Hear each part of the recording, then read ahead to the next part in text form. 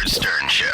Now, Billie, you've been sober for 4 years now. That's right. And it was kind of famous because your sobriety, because you were just like disgusted at that point. You said, I'm stopping drinking. It was after this festival where you got up and said, fuck Justin Bieber or something. I don't know.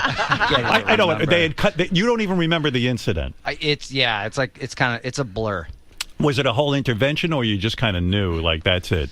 It was pretty much time, and I mean, I woke up the next day, and I remember looking at my wife, and I was like, "How bad is it?"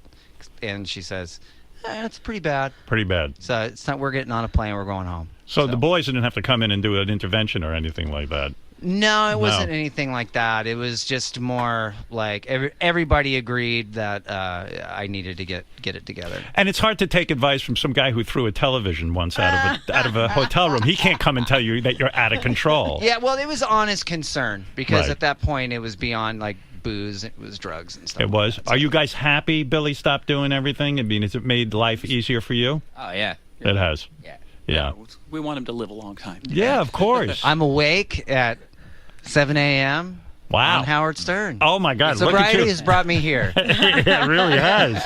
And I think it has a lot to do with the Revolution Radio being so fucking killer, you know? Right. Like the clarity and the, I don't know, he's just able to You get it feel the done. new album is influenced by your sobriety. In other words, your singing's better, your songwriting's better. You're saying that, Trey. Yeah. Yeah. Thanks, sure. Trey. Was it a more pleasant recording session when you guys started recording the new album? I love this Billy. You do? Yeah. This It's is a your good- kind of Billy. Yeah, man. It's like, this is like the most fun we've had in the studio, and the record just shows. Because the fun was because you felt Billy was more present. Well, I think that was probably a result of it. I mean, it was just fun because we have fun, but Yeah. This is the first record we really produced. The three of us alone. It was just us in a room with an engineer, and that No was other no other outside influences. No, nothing. And that's fun, right? Because that reminds you of maybe the beginnings. Yeah, I think it had a lot in common with like Kerplunk, like on the independent labels. Right. Is it scary though not to have those outside influences? Because sometimes those guys, you could start to believe they know something that you don't, like maybe a certain producer or something. Yeah, I mean, there's a superstition that kind of comes along with it, but Right. I mean, at this point, it's like if we don't know what we're doing now and we're in our 40s, then we're never going to know. You don't get it right by now. You Yeah. should know. Do other bands ever come to you guys and say, "Hey, produce our album"? Yeah, sometimes they ask do? us I'll ask to write for their band. Will you do that? No, Because if you had a good song, why wouldn't you do it? exactly. Although maybe there's certain beauty to, like, I remember early on the Beatles wrote the Stones' first hit. They Yeah. were just showing off in a sense. Yeah. It might be kind of cool, because I always thought it was cool that Prince wrote that Sinead O'Connor hit.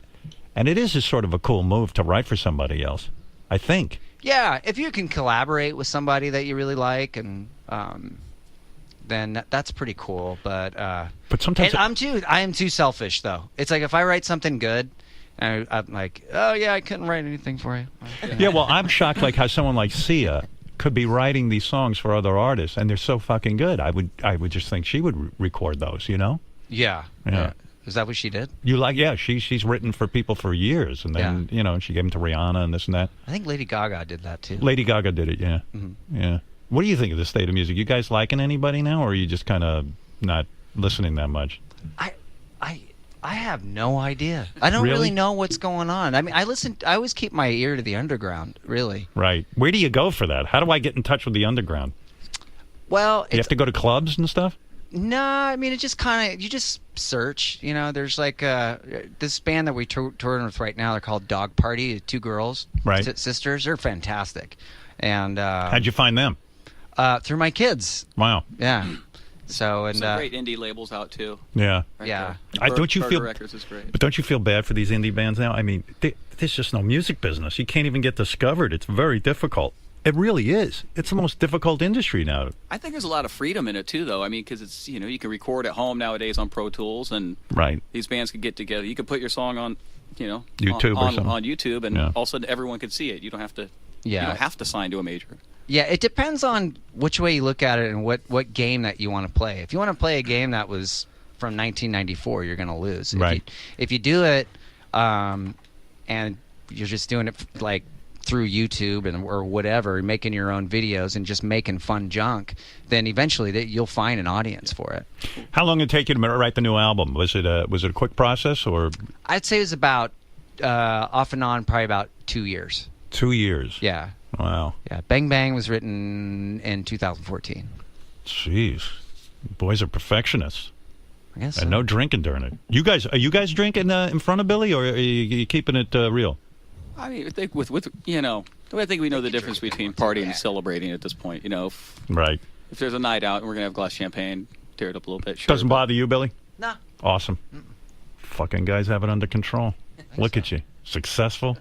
You're doing it. Handsome. Got your hair. Got a bunch of dudes all hanging out. I believe you said we were in shape. Yes, I do believe that.